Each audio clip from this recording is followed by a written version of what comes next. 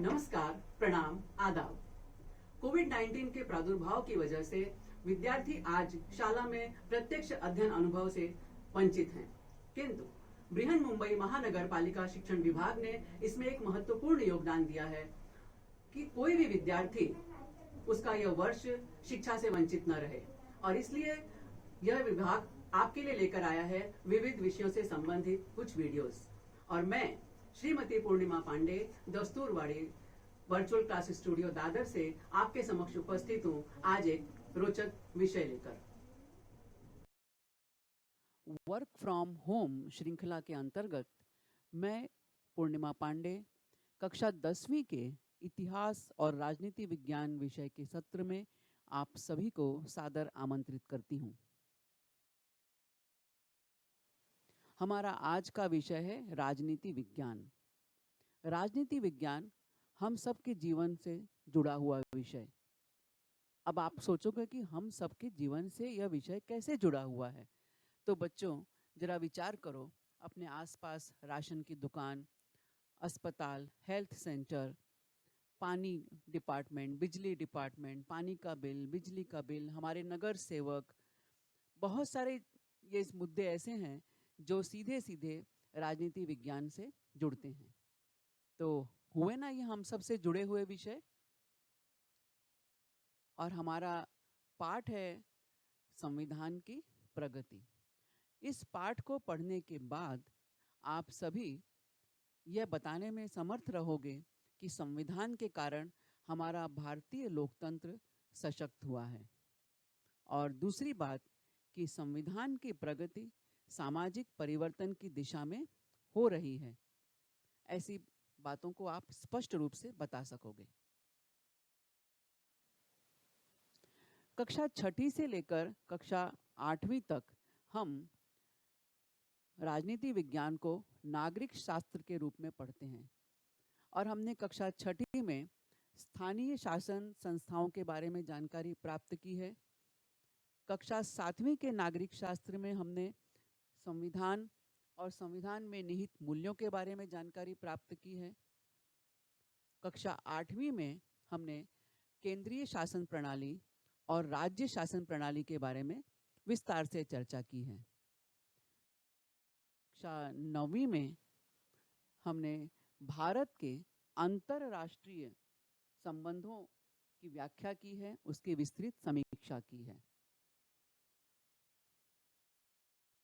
कक्षा 10वीं में हम संविधान की प्रगति के अंतर्गत चुनाव प्रक्रिया, भारत के राजनीतिक दल, सामाजिक और राजनीतिक आंदोलन और भारत के सामने कौन कौन सी चुनौतियां हैं, इस पर हम विस्तार से बातचीत करेंगे।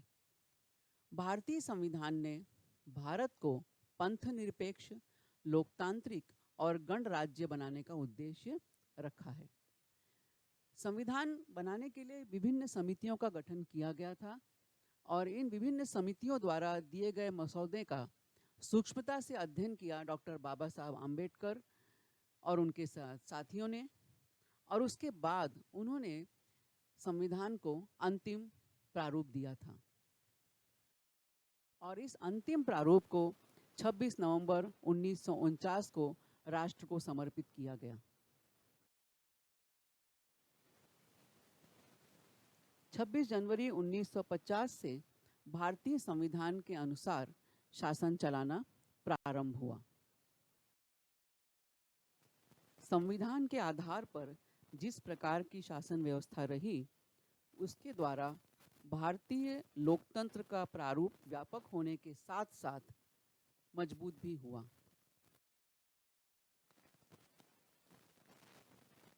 और अपने इस पाठ में संविधान की प्रगति पाठ 1 में हम 3 मुद्दों पर चर्चा करेंगे।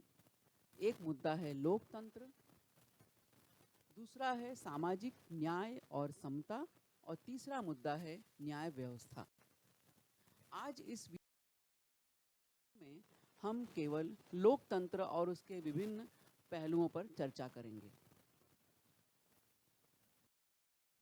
लोकतंत्र के विभिन्न पहलू हैं राजनीतिक परिपक्वता, मताधिकार, लोकतंत्र का विकेंद्रीकरण और सूचना का अधिकार यानी RTI राइट टू इंफॉर्मेशन 2005।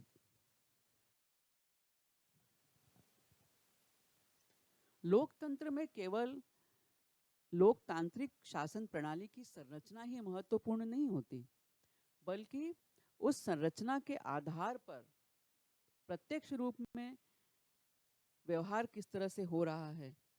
और जब ऐसा होता है तभी लोकतंत्र समाज के राजनीतिक जीवन का एक अभिन्न हिस्सा बन जाता है। और उसी के अनुसार हमारे देश में लोगों को सीधे सीधे प्रतिनिधित्व प्रदान करने वाली संसद, राज्य विधानसभाएं और स्थानीय स्वायत्त शासन संस्थाएं हैं। यदि हम समाज के सहभाग और राजनीतिक प्रतिद्वंदिता पर विचार करें तो भारत में लोकतंत्र व्यापक स्तर पर सफल होता दिखाई देता है। भारत में निर्धारित समय के बाद पारदर्शक और निष्पक्ष वातावरण में चुनाव संपन्न होता है। आप लोगों ने भी देखे होंगे चुनाव, बिल्कुल। और उस समय आपको तो अभी वोट देने का अधिकार नहीं है, लेकिन आपके घर में आपके माता पिता, आपके बड़े भाई बहन या अन्य रिश्तेदारों को, परिचितों को आपने देखा होगा वोट देने के लिए जाते हुए। तो यह जो चुनाव होता है यह हमारे लोकतंत्र की बहुत बड़ी उपलब्धि है। निष्पक्ष चुनाव, सभी मतदाताओं को एक वोटर आईडी मिलता है। उस वोटर आईडी में उनकी पूरी जानकारी दर्ज होती है। ईवीएम मशीन के द्वारा वोट दिया जाता है और वोट देके जब बाहर निकलते हैं तो उंगली पर एक तरह की स्याही लगाई जाती है, जिससे यह पता चलता है कि एक व्यक्ति ने अपना वोट दे दिया है और वह फिर से वोट नहीं दे सकता। और इस तरह से ये निष्पक्ष जो चुनाव होते हैं, इन चुनावों में जो प्रतिनिधि विजयी होते हैं वह विभिन्न शासन प्रणालियों में सहभागी होते हैं।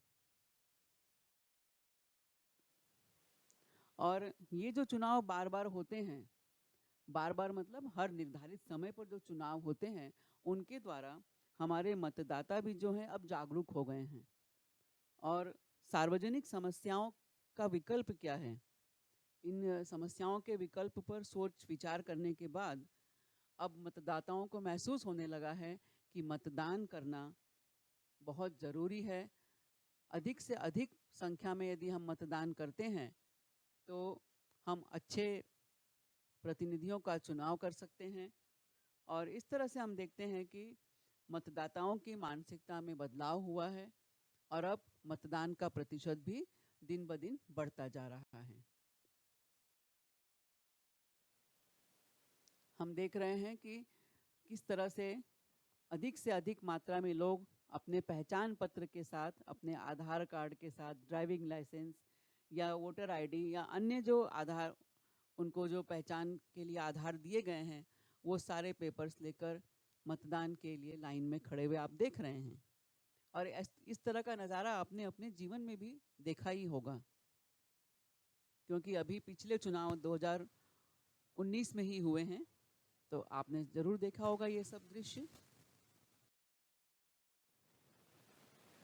15 अगस्त 1947 के पहले हमारा देश गुलाम था, निराशा का अंधेरा छाया हुआ था।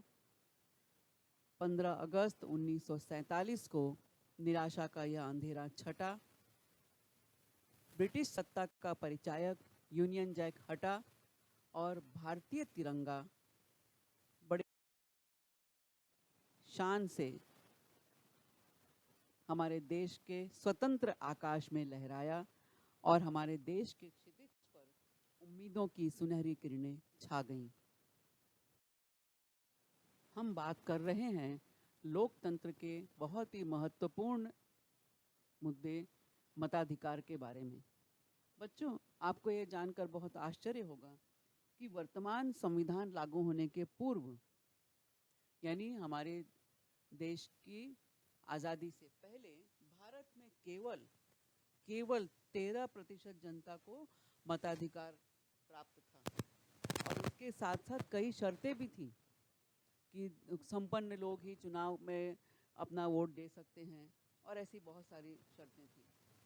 लेकिन जैसे ही हमारा देश आज़ाद हुआ, हमारे देश में हमारा संविधान लागू हुआ, स्वतंत्र भारत में देश के प्रत्येक भारतीय स्त्री पुरुष के लिए, ध्यान दीजिएगा, प्रत्येक भारतीय स्त्री पुरुष, इनके लिए 21 वर्ष आयु की शर्त रखी गई और उन्हें संविधान द्वारा मतदान का अधिकार प्रदान किया गया था। मतदान के अधिकार को और व्यापक करने के लिए हमारे देश में 20 दिसंबर 1988 के दिन संसद ने 62वें संविधान संशोधन के माध्यम से मतदान करने की आयु 21 वर्ष से घटाकर 18 वर्ष करने संबंधी विधेयक को मंजूरी दी थी। और इससे क्या हुआ कि हमारे देश में मतदाताओं की संख्या बढ़ गई। अधिक से अधिक युवाओं को एक नया आयाम मिला, एक नया क्षेत्र मिला, एक नया राजनीतिक क्षितिज बना हमारे देश। और भारत दुनिया का सबसे बड़ा लोकतंत्र माना गया। क्यों? क्योंकि यहाँ मतदाताओं की संख्या विश्व में सबसे अधिक थी। और बच्चों, यह सबसे महत्वपूर्ण बात है कि केवल संख्या ही ज़्यादा नहीं है, बल्कि मतदाताओं के मतदान की गुणवत्ता भी बरकरार है। यानी उसकी गुणवत्ता में भी कहीं कमी नहीं आई है। केवल क्वांटिटी नहीं बढ़ी है, बल्कि क्वालिटी भी उतनी ही इम्प्रूव हुई है।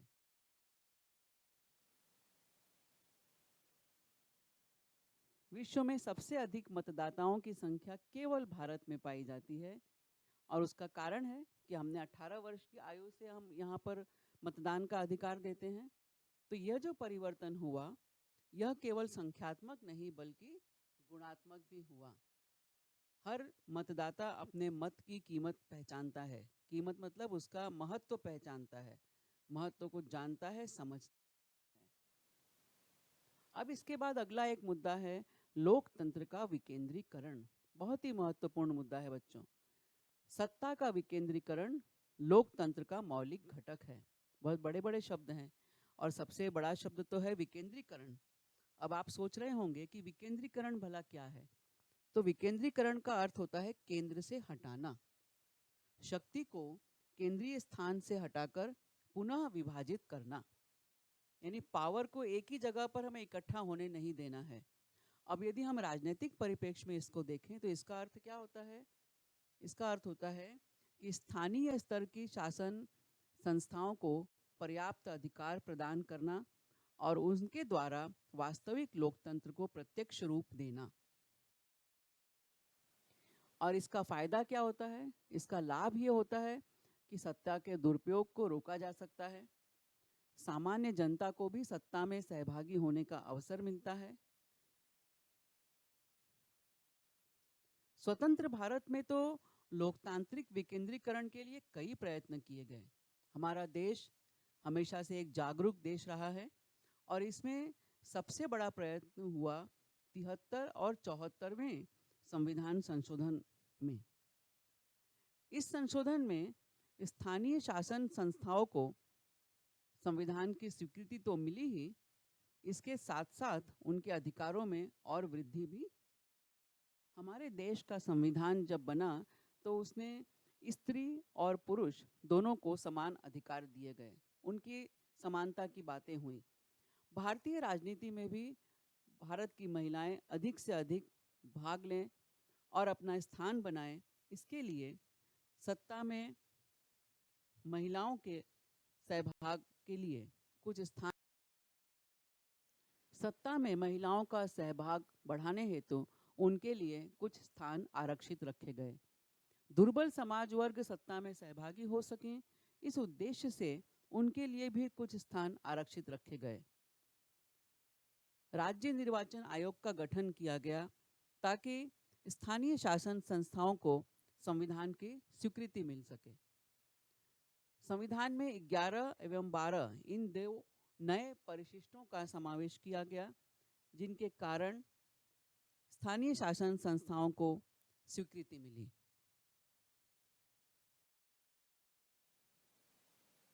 और एक बहुत ही महत्वपूर्ण मुद्दा है लोकतंत्र का, वह है सूचना का अधिकार, RTI 2005, राइट टू इंफॉर्मेशन। सुशासन की दो विशेषताओं यानी पारदर्शिता और उत्तरदायित्व को प्रत्यक्ष रूप में उतारने के लिए भारतीय नागरिकों को सूचना का अधिकार प्रदान किया गया। सबसे अच्छा शासन वही होता है जो पूरी तरह से पारदर्शी होता है, यानी सत्ता और जनता इनके बीच में कोई भेद नहीं रहता। इसके अंतर्गत कोई भी नागरिक किसी भी सरकारी विभाग से कोई भी जानकारी ले सकता है। RTI जब लागू नहीं हुआ था तो उसके पहले किसी भी नागरिक को यह अधिकार नहीं था कि वह सरकारी विभाग से कोई भी जानकारी मांग सके। यह अधिनियम लागू होने के बाद आज हमारे देश का प्रत्येक नागरिक किसी भी सरकारी विभाग से जानकारी लेने के लिए स्वतंत्र है। उसके लिए कुछ प्रोसीजर फॉलो करने पड़ते हैं, कुछ उसके नियम। आपके इलाके में विकास के कामों के लिए कितने पैसे खर्च हुए हैं और कहाँ खर्च हुए हैं? आपके इलाके की राशन की दुकान में कब और कितना राशन आया? आपके इलाके में स्कूल, कॉलेज और हॉस्पिटल में कितने पैसे खर्च हुए हैं? ऐसी बहुत सारी जानकारी आप राइट टू इंफॉर्मेशन एक्ट के तहत पता कर सकते हैं। RTI right to information act लागू होने के बाद सरकारी कामकाज में स्पष्टता और पारदर्शिता आने में मदद मिल गई। इनके अतिरिक्त और भी 2 अधिनियम पारित हुए। शिक्षा का अधिकार अधिनियम 2009, RTE राइट टू एजुकेशन।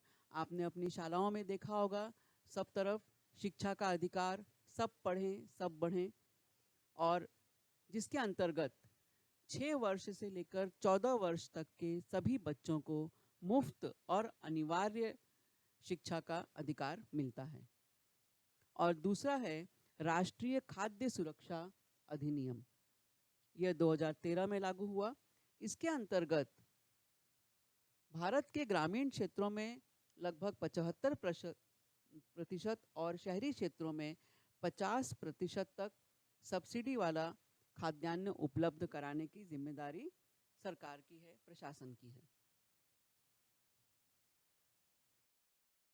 तो इस तरह से हम देखते हैं कि लोकतंत्र में कई मुद्दे अपनी भूमिका निभाते हैं और हमारे बच्चे तो इन सब चीज़ों को बहुत अच्छी तरह से समझते हैं। उन्हें भी बहुत सारे अधिकार मिले हैं संविधान के द्वारा। इस लोकतंत्र ने उन्हें यह अधिकार दिया है। हर बच्चा अपने अपने अधिकारों की व्याख्या यहाँ कर रहा है। आप सब इस स्क्रीन को ध्यान से देखते हुए इसे समझिए, इसे महसूस करिए और इसका भी आनंद उठाइए। इसके अलावा आपसे मैं कुछ प्रश्न यहाँ पूछ रही हूँ, कुछ प्रश्न आपको दे रही हूँ। आप इन प्रश्नों को ध्यान से देखें, समझें और उसका उत्तर दीजिए। आपको सचमुच अच्छा लगेगा, इन प्रश्नों का उत्तर देने में मज़ा आएगा। अभी आप सभी ने इस वीडियो को देखा। मुझे पूरा विश्वास है कि ये वीडियो आपको ज़रूर पसंद आया है, और यदि यह वीडियो पसंद आया है तो इसे अधिकाधिक देखें, लाइक करें और सब्सक्राइब करें। अपने अन्य साथियों के साथ शेयर भी करें। धन्यवाद।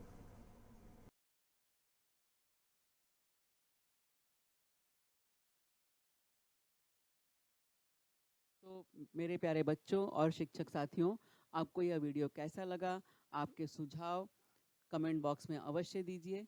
आपके सुझावों का स्वागत है। धन्यवाद।